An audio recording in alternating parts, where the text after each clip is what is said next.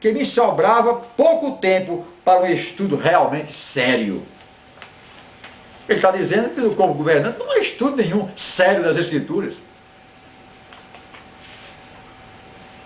Mas penso que o problema é mais profundo do que isso. Acho que predominava a sensação de que tal estudo e pesquisa não eram tão essenciais que as normas e os ensinos da organização, desenvolvidos durante muitas décadas, eram em si mesmos um guia seguro, de modo que não importava que moção o corpo propusesse, desde que se harmonizasse com as tais tradições, devia estar totalmente certo. Então, era o que já era tradição, já escrito, já está nas revistas Sentinela, e isso é que vigorava. A Bíblia pouco importava. Vamos ver mais à frente, então, a página 169. Eu só estou lendo o que está escrito aqui, porque de uma pessoa que conhece a fundo. 1914, ele começa então a contestar aquelas predições que o mundo vai se acabar em 1914, não é mais 1914, é 1915, depois 1918, 1925, 1935, 1975, e nenhuma das predições foram, se realizaram. Eu já escrevi isso aí, já também publiquei em vídeo, as falsas profecias das Testemunhas de Jeová. 1914 é a data principal sobre a qual repousa uma grande parte da estrutura de doutrinas e de autoridade das Testemunhas de Jeová. As Testemunhas de Jeová defendem atualmente as seguintes crenças ligadas a esta data. Aí ele vai dizer aqui o que eles estão falando agora. Não deu certo, mas vai dar mais frente. Para frente vai dar certo, é uma nova luz que nós recebemos, e assim vai empurrando com a barriga e vai iludindo sempre. A página 199, justificação e intimidação. Charles Russell, que fizera referência a si mesmo como porta-voz de Deus, morreu em 1916. Deixou para trás um legado de profecias relativas ao tempo, das quais nenhuma teve os resultados preditos. E foi publicado no livro Light, primeiro, em 1930, página 194. Descreve a situação do seguinte modo. Ele, o Charles Russell, todos os povos do Senhor ansiavam por 1914 com uma expectativa jubilante. Quando essa data chegou e passou, houve muito desapontamento, vergonha e pesar, e o povo de Deus foi imensamente censurado. Foram ridicularizados pelo clero, principalmente pelos aliados destes, e apontados com desprezo por terem falado tanto sobre 1914 e sobre o que viria a acontecer e não se cumprirem suas profecias. E realmente não se cumpriu. Claro, falsos profetas. Nós falamos isso e estamos apenas repetindo. Vamos ver o que tem escrito a página 220 deste livro, tremendo. Eu estou lendo aqui o livro de Raymond France, Crise de Consciência. 9 anos ele participou do corpo governante e por toda a sua vida, 60 anos, ele serviu à sociedade toda de vigia. Aqui é a Sentinela de 15 de maio de 1922. A elite escreveu: não temos absolutamente nenhuma dúvida com relação à cronologia referente às datas 1874, 1914, 1918 e 1925. Não tenho dúvida. Eles diziam não tenham dúvida nenhuma e nada aconteceu. Vamos à página 265. Página 265. Momento de decisão. Ele chega depois de muita crise de consciência e etc. Ele chega à conclusão que não dá mais para continuar. Em fim de 1979, eu tinha chegado à minha encruzilhada pessoal. Tinha passado quase 40 anos como representante por tempo integral, servindo em cada nível da estrutura organizacional.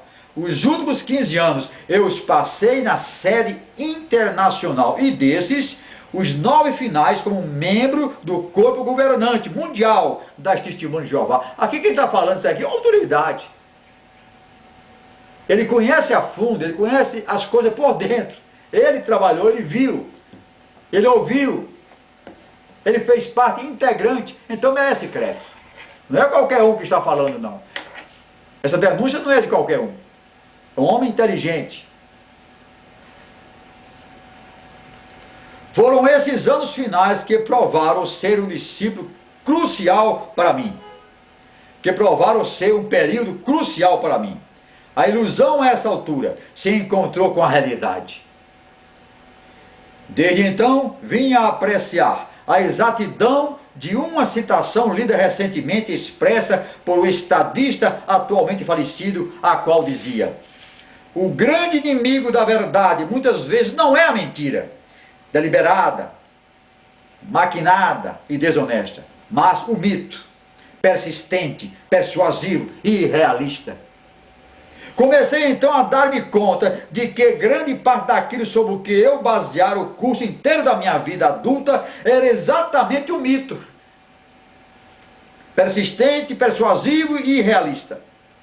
Não significava que minha opinião com relação à Bíblia tivesse mudado. De todos os modos, meu apreço por ela foi realçado por tudo aquilo que passei. Só ela deu sentido e significado ao que eu vi acontecer. As atitudes que observei, que eram demonstradas, os raciocínios que eu vi sendo apresentados, a tensão e a pressão que senti. A mudança que de fato aconteceu veio quando me dei conta de que o meu modo de ver as Escrituras fora de um ponto de vista completamente sectário, uma armadilha contra a qual eu pensava estar protegido. Então ele se viu que tinha entrado numa arapuca. Tudo aquilo era um sonho, uma ilusão. A sociedade não oferecia conforto, não resolvia problema de ninguém, não representava segurança para ninguém. A segurança estava no Senhor. Ele diz mais na frente, página 266. Embora cada ano no corpo governante, particularmente em 1976 em diante, se tornasse para mim sempre mais difícil e estressante, eu me apegava à esperança de que as coisas ainda melhorariam. Não melhorou coisa nenhuma. Página 268. Como poderia eu permitir que homens me impedissem de considerar com a minha própria esposa as verdades que via na palavra de Deus? Ele foi proibido.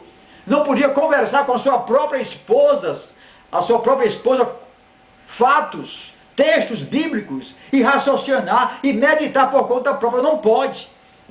Tem que comer pelas mãos da liderança, do corpo governante. Ele não tinha liberdade de conversar com a sua esposa a respeito da Bíblia Sagrada.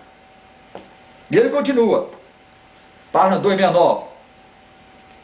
Se segurança e conforto fossem meu objetivo, teria certamente optado por ficar onde estava, pois como membros integrantes do pessoal da sede, todas as nossas necessidades físicas nos seriam supridas. Os membros do corpo governante podem regularmente gozar de suas férias em lugares com os quais a maioria das pessoas só conseguem sonhar. Viajava à vontade, tinha todo o conforto, mas isso não preenchia o seu vazio. Não se pode vender a nossa consciência, gente. E esse homem não vendeu, ele podia ter toda a regalia, morrer rico, mas ele não quis, ele optou então por atender ao chamado de consciência. Vamos para frente. 269, 272, página 272.